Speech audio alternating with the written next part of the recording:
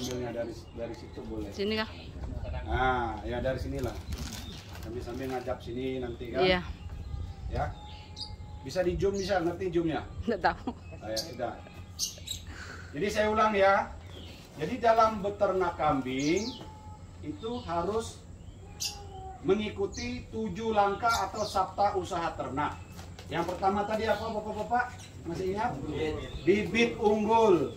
Jadi bibit unggul itu sangat menentukan nilai jual Bapak di kemudian hari dan menentukan kualitas ternak Bapak. Sama kita mau nanam di pertanian harus punya bibit unggul supaya hasil produksinya bisa melimpah, bisa banyak. Begitu juga di peternakan.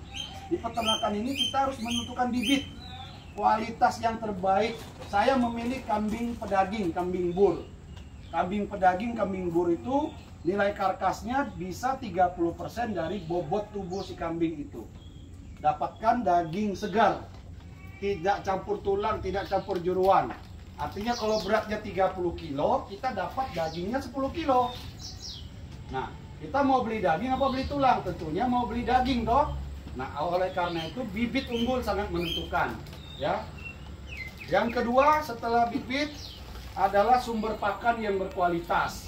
Saya katakan sumber pakan yang berkualitas, bukan sumber pakan yang asal-asalan kita berikan, ya. Kenapa?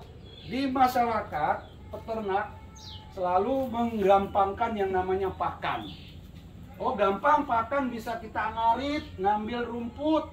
Ya boleh, memang selama ini itu yang terjadi. Ngarit, ngambil rumput sembarangan, padahal itu nilai proteinnya rendah, tidak mencukupi kebutuhan dari ternak yang kita pelihara. Ya, kenapa? Bibit rumput yang liar itu cuma 5-6% kadar proteinnya.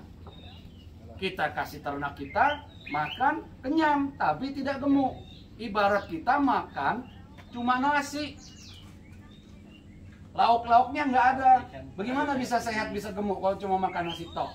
Anggap nasi sama kerupuk, nasi sama iwak asin, nggak ada protein, nggak ada telur, nggak ada 4 sehat 5 sempurnanya, nggak ada. Nah, kita cuma ngasih rumput tok, ya hidup tapi nggak akan gemuk. Makanya sumber pakan itu harus kita budidayakan, kita tanam. Ya, saya di sini nanam rumput pacong. Karena rumput pacong nutrisinya 16,45%. Indigo Vera. Indigo Vera itu 27 sampai 30% proteinnya, nutrisinya. Kaliandra, pohon pisang, pohon nangka, ya. Minimal 3-4 macam hijauan kita kasih makan untuk ternak kita. Perbandingannya kalau boleh ya 50% nasi, 50% nasi itu rumput pacong tadi, campur indigo vera, campur kaliandra, campur daun pisang, ya. Jangan batangnya, karena batang cuma serat. Kalau daunnya itu proteinnya macam-macam ada di situ kandungannya, ya. Dan harus kita cacah. Nggak ada mesin pencacah, mesin chopper, kita cacah manual. Kenapa kita cacah manual? Supaya si kambing itu begitu kita taruh di palungan, dia makan tidak pilih-pilih lagi, ya. Dia makan pasti habis, dan setelah habis dia cepat istirahat untuk mengunyah apa yang dia makan. Binatang rumenensia, kambing, sapi, rusa, itu jenis hewan yang memamah biak. Ya, memamah biak artinya dia mendaur ulang kembali apa yang dia makan. Kita beri waktu dia untuk istirahat, untuk mengunyah kembali apa yang dia makan. Karena di dalam lambungnya hewan ini, hewan rumensia itu ada 4 lambung.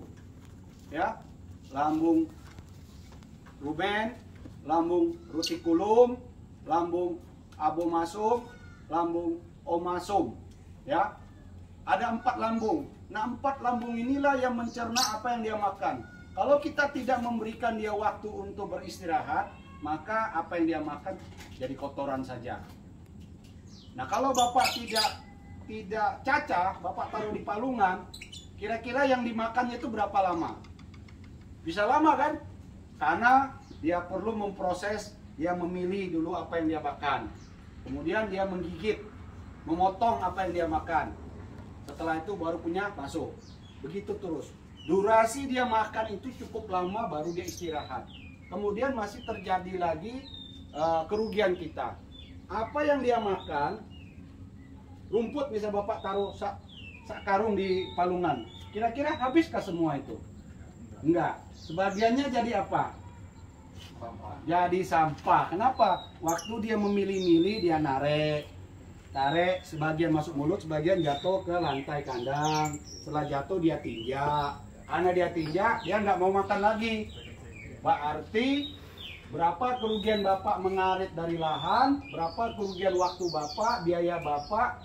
Dengan Bapak mengambil saja tuh ada biaya loh sudah. Pakai motor, keliling, nyari rumput. Tidak terasa Rp10.000 habis. Keliling-keliling, cari rumput pakai bensin. Uang bensinnya untuk beli itu, dia beli bensin. Satu hari habis 10.000, kali 1 bulan 300.000, kali setahun 3.600.000, kali bertahun-tahun bisa puluhan juta. Uang puluhan juta ini kalau Bapak jadikan lahan di samping kandang, Bapak nggak perlu keluarin uang lagi 10.000 per hari. Bapak cuma ngarit di samping kandang, waktu Bapak nggak habis. Kalau pelihara 10 ekor, hanya butuh waktu 5 menit, 10 menit ngambil rumput di samping kandang sambil tiktok-tiktokan bisa ngarit. Ya toh? Ya karena sudah ngambil aja. Nanti habis diambil, Bapak pupuk lagi. Hanya memerlukan waktu berapa? Setengah jam pun selesai. Ya kan? Tapi kalau jauh-jauh Bapak nyari-nyari, rugi waktu. Anggaplah 1 hari 2 jam waktu Bapak habis untuk ngambil rumput. 2 jam ini kali sebulan, kali setahun, beratus jam. Padahal ini bisa kita alihkan dengan pekerjaan yang menghasilkan. Ya kan? Nah itu, betapa pentingnya sumber pakan. Ya, dengan adanya sumber pakan berdekatan dengan kandang, itu mengirit Bapak punya kos, biaya, dan waktu. Dan membuat ternak kita gemuk. Karena yang Bapak tanam tentunya tanaman yang punya nilai nutrisi tinggi. Pacong, odot. Pacong 16,45%, odot 11%, indigo vera 27-30% nutrisinya. Kaliandra juga 20-an lebih. Nangka juga bagus, pisang bagus. Kenapa? Bervariasi tanaman Bapak tanam di lahan Bapak itu berguna untuk ternak, berguna juga untuk Bapak. Kenapa? Kalau Bapak pisang Bapak tanam di 1 hektar lahan keliling, ada ratusan pohon pisang. Ya. Nanti Bapak panen 1 minggu sekali ada 10 pohon misalnya. 10 pohon pisang Bapak tebang, buah pisangnya bisa untuk kita makan, lebihnya kita jual, daunnya Bapak ambil kasih cacah-cacah campur sama pakan yang lain, sudah bermanfaat. Itu limbah dari pertanian. Begitu juga Bapak tanam jagung. Tanam jagung, jagungnya diambil, batang, daun, Bapak cacah-cacah, kasih makan kambing. Jadi banyak manfaatnya, ya. Nah itulah makanan yang berkualitas. Jangan cuma ngandelin rumput liar, nggak akan bisa bikin gemuk. Itu rentetannya panjang. Kambing tidak gemuk, dia tidak ada nafsu birahi, dia tidak bisa reproduksi, tidak bisa menghasilkan anak. Berarti Bapak pelihara mengeluarkan tenaga, waktu, biaya, tapi kambing tidak beranak-beranak akibat makannya yang tidak tercukupi, ya. Kalaupun dia nanti bisa birahi, bisa beranak, anaknya lahir pasti mati karena kurang gizi. Ibaratnya dalam ilmu kesehatan stunting, tidak sehat, tidak bisa berkembang. Itulah perlunya sumber pakan yang berkualitas atau bank pakan, ya. Yang ketiga setelah bibit pakan, yang ketiga adalah kandang. Nah, ini kandang yang sering dilupakan oleh kita peternak, ya. Tidak memenuhi standar teknis. Kandang dibuat seadanya karena yang dipelihara cuma kambing tok. Buat kandang seadanya. Bahkan ada semacam asumsi kita masyarakat, wah kambing masuk angin, kita harus bikin tutup, kasih rapat supaya nggak kena angin, supaya nggak gembung. Itu salah. Kambing gembung bukan dari dia masuk angin. Masuk angin bukan dari karena banyak angin yang kena dia. Itu ciptaan Tuhan sudah dibekali dengan ketahanan tubuh. Dia ada kulit, ada bulu. Dia masuk angin bukan dari angin yang banyak kena dia, tapi dari pola pemberian makan. Pola pemberian makan, pakan yang diberikan, kadar airnya mungkin terlalu tinggi. Jadi kita kalau bisa waktu manen sumber pakan, didiamin dulu lah 5 jam, 6 jam, baru dicaca, baru kasih, supaya kadar airnya turun. Kedua, pemberian pakannya tidak, pola pemberian pakannya tidak apa bilang orang? Tidak dibuat yang tepat waktunya. Kalau pagi ya pagi, sore. Jadi satu hari 2 kali makan, kasih makan pagi, kasih makan sore. Nah tapi kadang-kadang bapak nggak mau repot, pagi seabrek-abreknya ditaruh situ, udah makanlah situ, ya kan? Nanti pulang dari lahan, dari kebun, kasih makan lagi. Jadi ngasih makannya tidak teratur. Nah kalau bapak makan tidak teratur, mah enggak masuk angin tuh. Harusnya biasanya sarapan pagi, tiba-tiba nggak sarapan. Nanti dirapel makan sore saja, nggak makan siang, ya kan? Makannya tidak teratur, kadang makan pagi, kadang makan siang, kadang makan sore, ya kan? Karena tidak teratur itulah pencernaannya tidak bagus, akhirnya kembung masuk angin. Jadi kasih makan pola makannya pagi dan sore, harus tertib, pagi sore. Dan usahakan palungannya dibersihin pada waktu kita kasih makan, dibersihin supaya nanti jam makan kita sudah buat semacam disiplin polanya. Pagi jam 7 misalnya, ya jam 7, tiap jam 7 kasih makan. Sebelum kasih makan palungannya dibersihkan. Kenapa dibersihkan? Supaya nanti pada waktu kosong si kambing ini nunggu terus. Begitu dikasih makan dia lahap makan, ya. Nah itu maksud dan tujuannya. Bukan kita membohongi ternak kita, tapi kalau dia bersih kosong dia pasti lihat nunggu, ya kan. Begitu waktunya dikasih makan dia lahap makan. Nanti sore mau kasih makan bersihin lagi. 1 jam sebelum mau kasih makan bersihin dulu, baru kasih makan. Nah itu pola yang kita berikan dan itu harus teratur, jangan diubah-ubah, ya.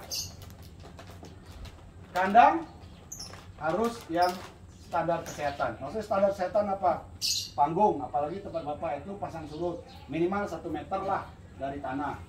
Kenapa kita minta panggung? Supaya nanti kotoran,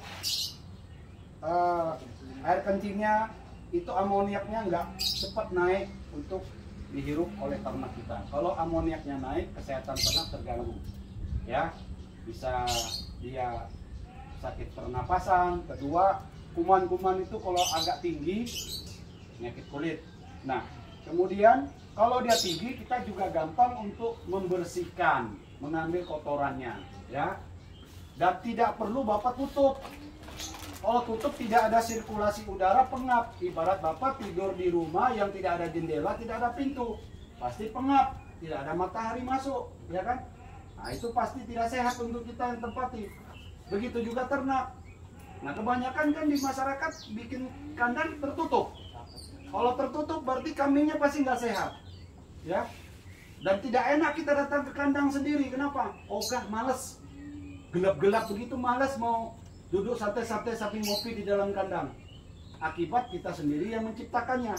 Padahal kalau kandangnya bagus, nggak perlu mewah, bagus, hadap-hadapan. Kenapa hadap-hadapan? Supaya kambing ini bersaing untuk makan, saling lihat-lihatan gitu loh. Kedua, kita kontrolnya juga enak. Kalau kandang berhadapan, pada waktu jam makan kita gampang melihat. Kalau ternak bapak ada 20 ekor gitu ya, hadap-hadapan, bapak di tengah-tengah saja. Setelah kasih makan bapak tidak duduk berdiri atau duduk sambil lihat. Itu kenapa ya? Kok diam nggak makan ya? Sakit atau apa ya?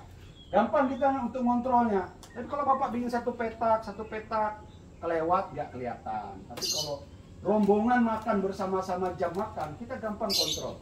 Saya paling senang mengontrol kambing pada saat jam makan. Karena jam makan itu kita bisa melihat kambing yang tidak mau makan tuh kenapa? Sakit, atau dia mau melahirkan, ciri-ciri mau beranak, atau ada sesuatu. Kalah bersaing, karena mau makan, karena kita koloni dia nggak bisa sama-sama makan kalau bulu kata orang, nggak bisa kena senggol sana dia lari jadi nggak bisa makan. Nah ini kita pisah ke kandang lain ya. Jadi kandang harus standar kesehatan ya, jangan tertutup. Nah yang keempat kita harus setelah kandang jadi kambingnya didatangkan ya, jangan datangkan kambing dulu. Ada kandang masih masuk kambing tapi pakan belum siap, Bapak kembali lagi ke pola lama, ngarit nyari ya kan.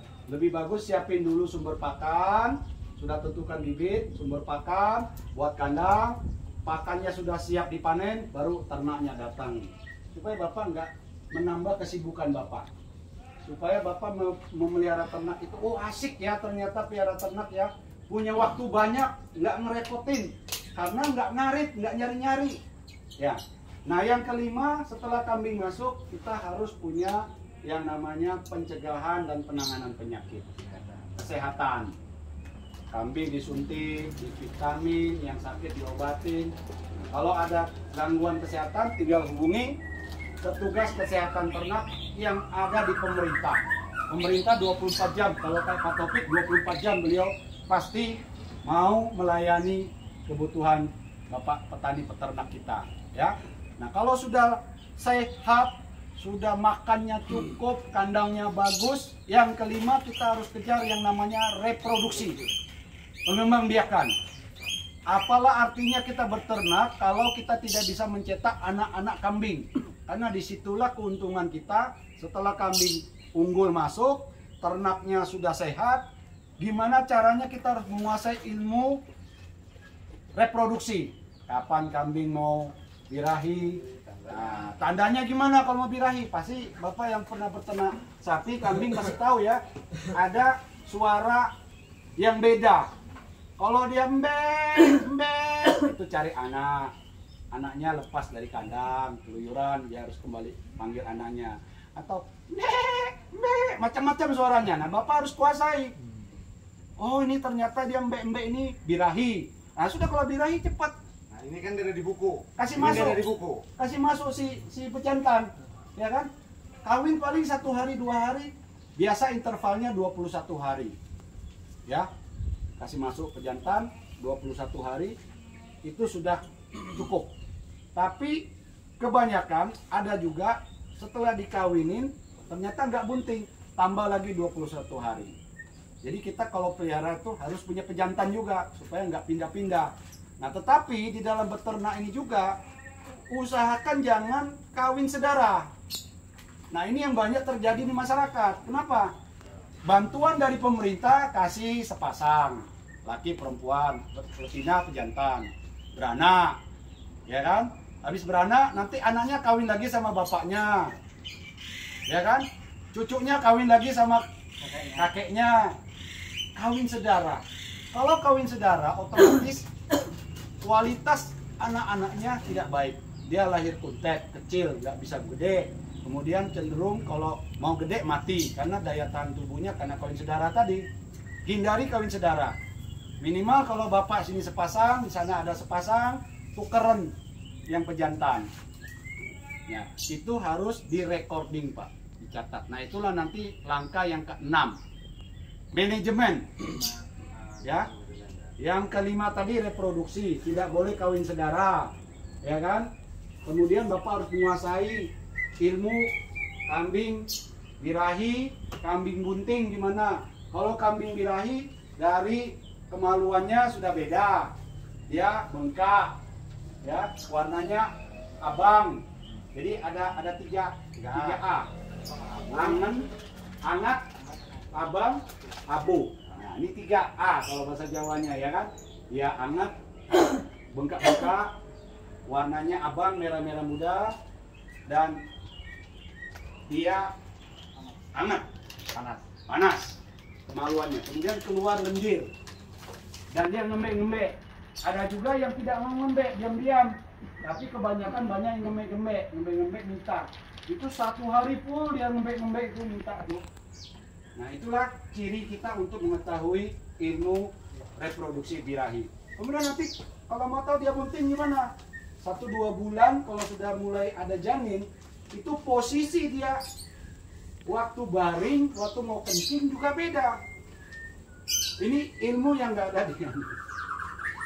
Kambing betina kalau dia kencing jongkok ya, sama kayak manusia jongkok ya. Tapi jongkoknya karena ada isi janin di perut, ya tunduknya sampai dekat lantai, baru dia kencing. Pendek, hampir nyentuh lantai, Bu. Jadi kakinya dibuat begini. Tapi kalau yang tidak bunting, dia jongkok begini, kencing sudah. Nah itu tidak bunting. Tapi kalau yang bunting dia pasti ngambil posisi dulu. Bunting 1-2 bulan aja sudah ketahuan dia. Kita nggak ada alat USG ya, caranya begitu ya, mengetahui kambing bunting. Nah kalau kambing bunting nggak perlu lagi kita kawinkan. Biasanya kalau dia tidak jadi, dia pasti ngemlek lagi, keluar lendir lagi ya. Nah itu setelah kita reproduksi, kita kejar reproduksi, 1 ekor betina 1,4 pengalinya, karena beranak 1, beranak 2, beranak 3. Jadi minimal 1,4 ya. Nah yang keenam setelah reproduksi adalah manajemen. Kita catat semua pengeluaran kita, beli kambing, buat kandang, ya kan, mupuk itu kan waktu ngolah lahan, dicatat pengeluaran supaya nanti bisa kita tahu untung apa enggak kita beternak ini, ya kan. Kalau bapak nggak catat hanya mengandalkan ingatan, setahun 2 tahun nanti baru kalkulasi, banyak yang lupa. Tapi kalau bapak catat, kita tahu, oh ternyata ternak kambing itu untung, oh ternyata ternak kambing itu rugi. Nah kalau rugi, di mana faktor kesalahan bapak? Catatan itulah yang mengingatkan, oh ternyata aku ini ikut saran YouTube, beli vitamin ini, beli itu. Sebenarnya nggak perlu, karena sudah dipenuhi dari pakan yang bapak tanam tadi. Kalau untuk tambahan-tambahan sekedar aja nggak apa-apa. Tapi kalau karena korban YouTube, semua diikutin. Orang bilang ini beli, orang bilang itu beli, orang bilang ini bagus beli. Ternyata itu tidak terlalu signifikan berpengaruh ke ternak. Oleh karena itu sebaiknya diamati dulu. Bagus nggak ya beli ini? Tanya-tanya dulu. Jangan asal langsung beli. Nah ternyata setelah beli nggak ada manfaatnya yang terlalu signifikan. Ngapain? Ya kan? Yang penting sumber pakannya sudah bagus. Vitaminnya rutin aja dikasih, sebulan 2 bulan ada obat-obatan, itu gratis dari dinas kok, bantu ya. Nah setelah dicatat sudah tahu untung rugi. Yang ketujuh tadi pasca panen dan pemasaran. Kebanyakan orang mau bertani, orang mau beternak, bingung mau jualnya kemana, ya kan. Kalau di saya siap menampung hasil ternaknya, harga kita sepakat ya. Jadi itu aja kuncinya beternak. Yang penting 7 langkah tadi apa? Siapa yang bisa ingat? Sebut satu orang, siapa mewakili? Ya, bibit. Kandang standar. Ya. Terus teknis kesehatan, terus reproduksi, manajemen dan pemasaran. Nah, 7 aja ya. Yang paling inti di 3, 4. Tapi ini semuanya penting. Semua penting. Bibit penting. Sumber pakan sangat penting. Ketiga baru kandang. Jangan bapak balik-balik. Jangan kandang dulu. Datang ke ternak, pakannya nggak siap, ya kan? Nah, 3 ini yang utama nih bapak jalankan dulu. Sudah itu yang keempat menyusul. Ternaknya masuk, bapak pelajari, bapak amati. Nah, kalau sudah bagus, 3 bapak kembang biakan, tambah lagi kandang, tambah lagi. Nah itulah ilmu dalam beternak. 7 sabta usaha ternak itu, kalau itu bapak jalankan, saya yakin tingkat keberhasilannya di atas 75%. Selebihnya tinggal kita berdoa. Sudah berusaha tinggal berdoa saja. Apa yang kita usahakan tentunya minta ridho dari Yang Kuasa, ya kan? Nah, yang pertama niat dulu, niat yang kuat, kejujuran, itikat bapak baik mau beternak, itu bapak geluti. Gagal bangun lagi, karena dari kegagalan kita bisa belajar. Jangan karena baru gagal sekali, sudah lemah, kendur. Nah, kebanyakan orang tidak tahan banting karena gagal. Tapi kalau kita yang belajar dari kegagalan, tentunya jam terbang kita semakin baik, ya kan? Saya juga ini baru 11 bulan. Gagalnya apa? Pasti ada. saya nggak tutup. Anak kambing yang lahir ada yang mati. Ya kita pelajari matinya kenapa. Oh ternyata waktu saya beli dari Jawa sudah bunting dari Jawa, kualitasnya nggak bagus. Pejantannya ya, induknya bagus, makannya cukup. Tapi karena bibit dari sana kita beli, kita nggak tahu pejantan yang mana, akhirnya anak lahir sini ada yang sakit mati. Nah, ada 20%-an lah yang mati. Tapi sejauh ini walaupun 20%, saya sudah dari 160 ekor sudah mendapatkan anak 120-an ekor anak kambing. Berarti kalau saya hitung-hitung waktunya dari waktu saya pelihara sampai sekarang masih masuk hitungannya. Oleh karena itu saya lebih semangat ya. Jadi begitu Bapak-bapak, 7 langkah dalam beternak jangan Bapak abaikan ya. Sabta usaha ternak jangan Bapak abaikan. Ini sama juga dengan sabta usaha tani. Kalau dalam bertani juga sama ya. Tentukan bibit padi atau bibit tanaman. Yang kedua pengolahan lahan yang baik. Yang ketiga kita buat sistem irigasi yang baik. Menggunakan alat-alat modernisasi, ya hand traktor. Nah yang keempat setelah itu pupuk. Pupuk itu adalah sumber pakannya tanaman, ya kan? Nah sudah itu yang keenam adalah, kelima adalah manajemen juga. Dicatat semua. Yang ketujuh pasca panen pemasaran, sama hasil produksi pertanian juga jualnya kemana. Sebelum melakukan itu adakan survei dulu, mau tanam apa ya yang bagus supaya nanti punya pasar jualnya nggak susah, supaya nggak dipermainkan harga, ya kan? Begitu juga kalau ternak kambing. Kambing welcome. Kambing tidak ada standar harga, kesepakatan saja. Tidak ada harga yang ditentukan oleh pemerintah. Kalau tanam padi ada standarnya, gabah kering sekian, standar headnya ada. Tapi kalau ternak kambing nggak ada standar, ya. Kesepakatan. Kita tidak jual pun simpan saja, biarin saja, karena sumber pakan banyak. Paling waktu tenaga saja yang kita keluarin, ya kan? Nggak ada kos biaya yang berlebihan.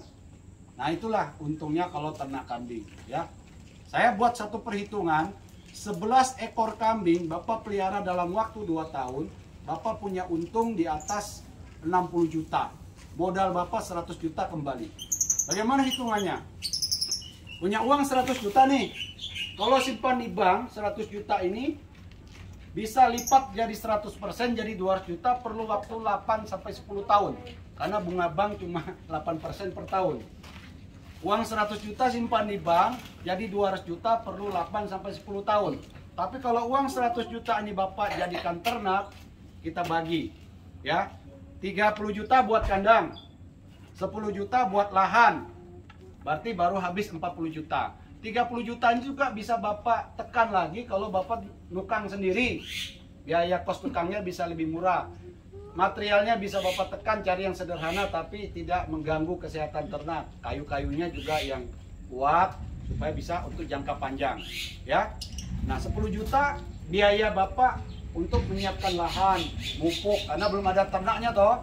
Siapin lahan, diolah, tanam rumput, ambil bibitnya ke sini gratis, ya. Nah, nanti Bapak tanam 2 bulan, sudah tinggi, pangkas, batang-batangnya masih bisa Bapak tancap lagi untuk perbanyak bibit rumput.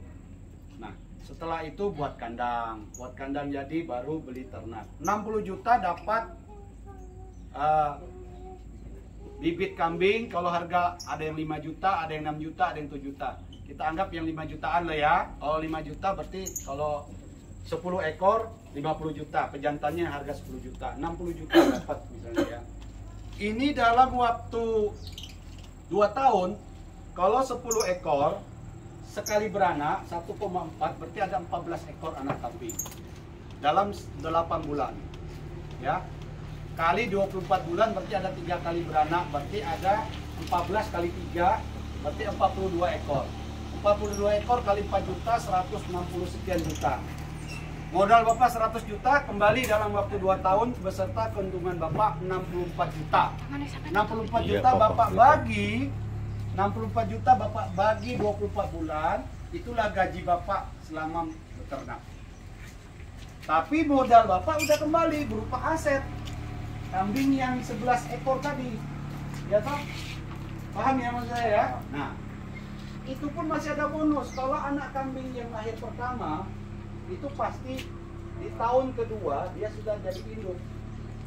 Anggap dari 14 ekor ada 5 saja yang betina. Nah, yang 5 ekor betina ini beranak nanti kali 1,4 jadi berapa ekor anak kambing lagi. Tapi ini bonusnya kita anggap nggak ada kalau 42 ekor itu ada yang mati. Ya, tapi kalau hidup semua berarti Bapak dapat tambahan dari anak yang lahir pertama tadi. Kemudian kotoran kambing. Kotoran kambing itu jangan Bapak anggap remeh. Bapak semua petani sangat membutuhkan pupuk. Pupuk apalagi sekarang agak langka, agak susah. 1 ekor kambing beraknya itu 1 kilo per hari. Kalau 1 kilo kali 11 ekor berarti ada 11 kilo. 11 kilo kali 1 bulan ada 300